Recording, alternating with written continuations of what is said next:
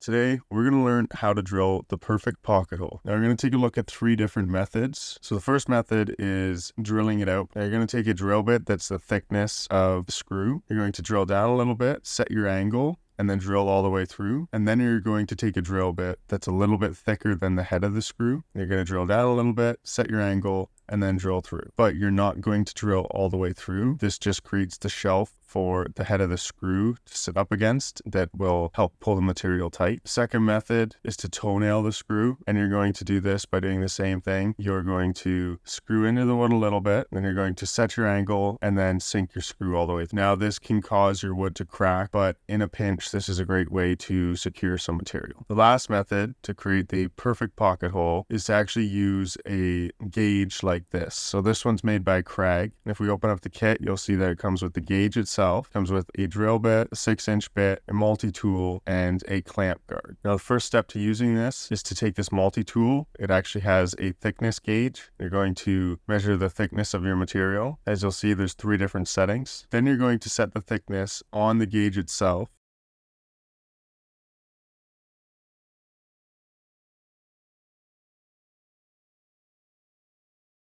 Then you're going to install your drill bit, set thickness on that. And if you have the clamp, you can use the guards. Personally, I just use my hands and press down on it and start your drill a little bit back and slowly work your way into the material so it doesn't just grab and try to move the material on you. Once you drill through, see that you have this nice pocket hole. It creates a shelf for you because the drill bit already has that built in, and you just change out your bit, install your screw, and you're good to go. Now, a couple things about this is you can see that there's a spacer here for drilling into 2x4s. Also, once you drill these 2, you can move it over for your 2x6s, and it just gives you nice clean spacing. But if you just need a single one, you can remove this. So you just pull that piece forward, twist it down, and it pops off. You can also remove the thickness gauge, maybe if you need to get it into a tight place or anything like that. And just a few pointers when using this is to not cover up the holes right here, as that is where your wood chips come out. And the last tip is just to make sure that you use the right size of screws. So if you don't know how deep that drill bit actually goes, then grab a screw and